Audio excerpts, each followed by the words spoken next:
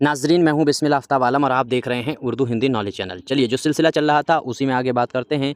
Delhi college जो है उसकी अदबी खदमात और जो फोर्ट विलियम कॉलेज है उस पर हम लोग पहले ही बात कर चुके हैं। आप लोगों के पास जो नोट्स हैं उन्हीं में से 115 नंबर का ये टॉपिक आज का होने वाला है।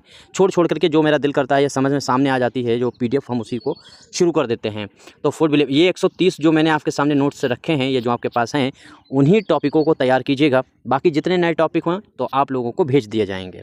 हिंदी सिलेबस में जितनी चीज़ें हमने कराई हैं, जितने हमने आपको नोट्स दिए हैं, बस उतनी तैयारी करते रहिए, उनको ही पढ़ते रहिए, रिवीजन करते रहिए। उसमें मैंने कम से कम आपको 18 जो है निबंध करा दिए हैं नोट्स में। तो 18 में से जो भी 3 निबंध आपको अच्छे लगते हैं उनको कोशिश करने की तैयारी कीजिएगा, क्योंकि वहीं से सवाल आने वाले हैं लगभग।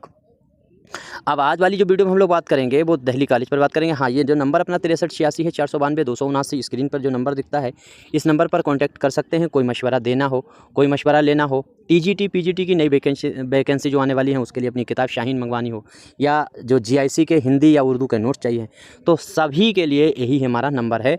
व्हाट्सएप नंबर भी यही है और साथ साथ में जो है वो कॉन्टैक्ट नंबर भी यही है। चलिए हम लोग बात करते हैं। तो बात करेंगे दिल्ली कॉलेज की अदबी खदमात और उसका मकसद। सबसे पहली बात तो मकसद आपको मालूम ही होना चाहिए हर किसी के, क्योंकि मकसद से सवाल ही बनेंगे।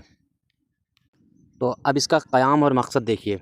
तो क़याम जो है वो दिल्ली कॉलेज 1792 में गाज़ीउद्दीन मदरसा के नाम से कायम हुआ और 1825 में कॉलेज का दर्जा मिला इसे। अब एक चीज़ यहाँ पर आप याद रखिएगा कि आपसे अदबी खदमात पूछी गई हैं तो इसकी पूरी हिस्ट्री नहीं बयान करना है, वरना तो उसी में आपका टाइम निकल जाएगा और अल्फाज की भी जो लिमिटेशन है वो भी पूरी हो जाएगी। तो इतना मोटी सी बात आप बता सकते हैं। इसके बाद में अंग्रेज़ों का बुनियादी मकसद ये था कि ऐसे हिंदुस्तानी तैयार किए जाएँ जो सरकारी दफातर में अंग्रेज़ी जानते हों, लेकिन साथ ही कॉलेज का एक बड़ा मकसद मगरबी उलूम और मशरिक़ी अदब के दरमियान पुल बनाना भी था। तो इसमें जो है असल मकसद इसका ये भी था कि उलूम जो है वो मशरिक़ी और साथ ही साथ में मगरबी, यानी अंग्रेज़ी अदब, अंग्रेज़ी कल्चर और हिंदुस्तानी अदब, हिंदुस्तानी कल्चर को बीच में रास्ता निकाला जा सके, यानी एक दूसरे को हम जान और समझ सकें। इसीलिए यहाँ अरबी, फ़ारसी, संस्कृत के साथ अंग्रेज़ी, साइंस और फ़लसफ़ा भी पढ़ाया गया। तो ये इतनी चीज़ें जो हैं वो यहाँ पढ़ाई गई हैं। अब अगर आप होशियार स्टूडेंट हैं तो इसको यहीं से समझ लीजिए कि 1-2 लाइन में आपने हिस्ट्री बताई, फिर उसके बाद में इसमें क्या क्या पढ़ाया गया, अरबी है, फ़ारसी, सारी चीज़ें। अब ये जो है इसकी खिदमात हैं इस कॉलेज की, तो इसी खिदमात के ज़रिए अब इनमें जो किताबें इन भाषा में लिखी गई हों उनका तर्जुमा किया गया हो, उनके चाहो तो आप नाम डाल सकते हो, जिन्होंने किया है उनका भी नाम डाल सकते हो, या फिर आप जिस तरीके से जैसे वहाँ पर याद रहे वैसा ही करिएगा। अब देखिए अदबी खिदमात हम लोग बात करते हैं।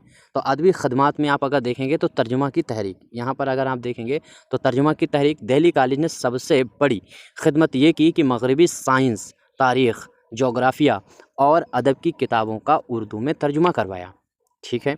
मौलवी मोहम्मद हुसैन आज़ाद, अल्ताफ़ हुसैन हाली, नज़ीर अहमद, ज़काउल्ला, यहाँ पे ज़का गलत है, ज़ाल से लिखा जाएगा, ज़काउल्ला जैसे इसातिज़ा ने निसाबी किताबों में उर्दू में लिखी। उससे उर्दू साइंस नस्र की बुनियाद पड़ी। तो ये चीज़ आपको यहाँ से क्लियर हो गई होगी कि इसकी कैसे बुनियाद पड़ी। तो ये बात आपके समझ में आ गई। अब ये वाली हेडिंग आगे देखिए, इसातिज़ा की तरबियत को भी देख लीजिएगा। अब इसमें क्या है, यहाँ के इसातिज़ा बाद में उर्दू के बड़े अदीब बने, मौलाना मोहम्मद हुसैन आज़ाद। अब इसमें नाम याद रखिएगा। अब देखिए यहाँ पर जो कुछ ऐसे उस्तादों के नाम लिखना है जो यहाँ खुद पढ़े, बाद में यहाँ के उस्ताद हो गए, और फिर उन लोगों का नाम लिखिएगा जो सिर्फ यहाँ पर स्टूडेंट ही रहे। तो यहाँ पर आप अगर देखेंगे तो आज़ाद हैं, मास्टर रामचंद्र हैं, इसके बाद में भैरव प्रसाद हैं, अशरफ अली हैं, मौलवी अहमद अली हैं, मास्टर हुसैनी हैं, पंडित रामकिशन देहलवी ने यहीं पढ़ा और पढ़ाया। तो ये तो वो लोग थे जो खुद पढ़े और पढ़ाए। मौलवी नज़ीर अहमद ने यहीं रहकर नावल निगारी शुरू की। मौलवी ज़काउल्ला ने तारीख़ हिंद जैसी ज़ख़ीम किताबें तसनीफ़ की। तो ये सारा काम जो है वो दिल्ली कॉलेज के अंदर हो रहा था।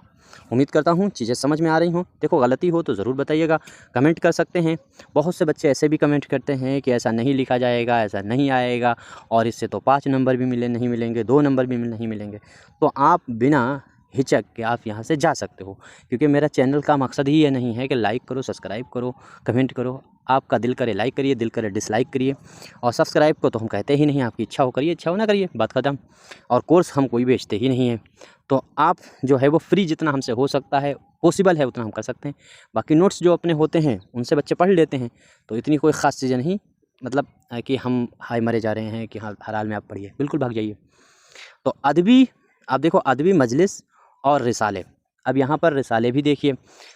कॉलेज में मबाहिसे, मुशायरे और इल्मी मजलिसों के साथ बैतबाजी होती थी, यानी ये चीज़ें कॉलेज के अंदर होती थी।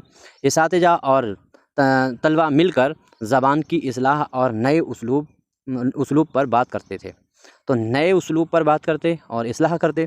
इस माहौल ने दहली स्कूल को जन्म दिया, जिसकी ज़बान सादा, शुस्ता और मुहावरात से भरपूर थी। उम्मीद करता हूँ समझ में आया होगा। देखिए आगे देखिए, इसका नतीजा अगर आप देखेंगे तो नतीजा में है 1857 की जंग के बाद दिल्ली कॉलेज को बंद कर दिया गया। अब इसके आगे यहाँ पर लिख सकते हो कि कब बंद कर दिया गया, फिर दिल्ली कॉलेज में 1877 में जम किया गया, फिर बाद में फिर खोल दिया गया है, ठीक है। ये सब बातें भी यहाँ पर ऐड की जा सकती हैं।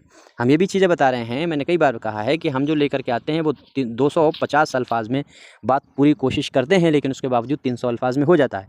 उसके बावजूद भी अगर आपको वहाँ पर ज़्यादा लिखना है तो ये चीज़ें बढ़ा सकते हो जो हम यहाँ पर बता रहे हैं, या इसका नोट्स बना रहे हो तो ख़ुद वही चीज़ें आप ऐड कर लीजिएगा। तो यहाँ पर क्या हुआ कि वो पूरी हिस्ट्री लिख सकते हो उसकी, इसकी अदबी खिदमात पर अदबी खिदमात अमर हो गई।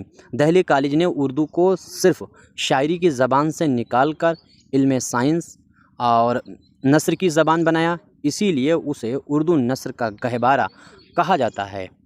अब आगे देखिए, मैंने आपको इसी में हम चीज़ें बता देते हैं किस तरह से ऐड कर सकते हो।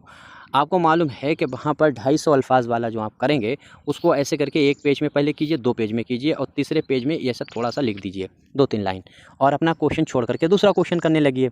वैसे उसमें किए 2 पेज पूरे भरिए, तीसरे पेज की 2 लाइन करके छोड़ दीजिए, और फुल स्टॉप नहीं लगाना है। जैसे यहाँ तक गहवारा हो गया, बस यहीं तक करके छोड़ दिया। और जब आपको पूरा 3 घंटे के बजाय 2.5 घंटे में पूरा पेपर हो जाए, सारे क्वेश्चन हो जाएँ, तो आखिर में जब आपका टाइम बचे तो 2-2 3-3 मिनट आइए, यहाँ पर ये 2 पेज किए थे, तीसरा पेज थोड़ा सा रह गया था, उस पेज में आपको क्या करना है, बढ़ाते चले जाइए। जैसे यही इस तरह कहा जा सकता है कि दिल्ली कॉलेज ने उर्दू की खिदमत में अपनी तमाम उर्दू नस्र, नज़्म और गज़ल, मसनवी हर तरह की सिन्फ में हिस्सा लिया, और इसी ने हिंदुस्तान की ये राह हमवार की है कि जुडिशरी में कैसे काम होना चाहिए, साइंस में कैसे काम होना चाहिए, उनके लिए कौन कौन सी अलजबरा जैसी किताबें लिखी, अलिया जैसी किताबें लिखी, जोबिया जैसी किताबें लिखी, जोग्राफिया की किताबें लिखी गई। ऐसे करके बहुत सी चीज़ें आप बढ़ा सकते हो, बता देंगे हम लोग, और फिर बाद में बात करेंगे। तो यहीं तक हम रखते हैं, ठीक है। आखिर में अपनी किताब जो शाहीन है उस पर हम लोग बात कर लेते हैं। शाहीन, आप अगर नई टीजीटी पीजीटी की वैकेंसी की तैयारी करने की सोच रहे हैं तो बेस्ट बुक है, और मेरी लिखी हुई है तमाम 1-2 हज़ार बच्चे के करीब किताब धीरे धीरे पहुँच रही है, तो आप इसको मंगवा कर सकते हैं और उससे तैयारी कर सकते हैं। बाकी ये नोट्स हैं या कुछ भी मशवरा है तो अपना नंबर है उस पर कर सकते हैं। शुक्रिया।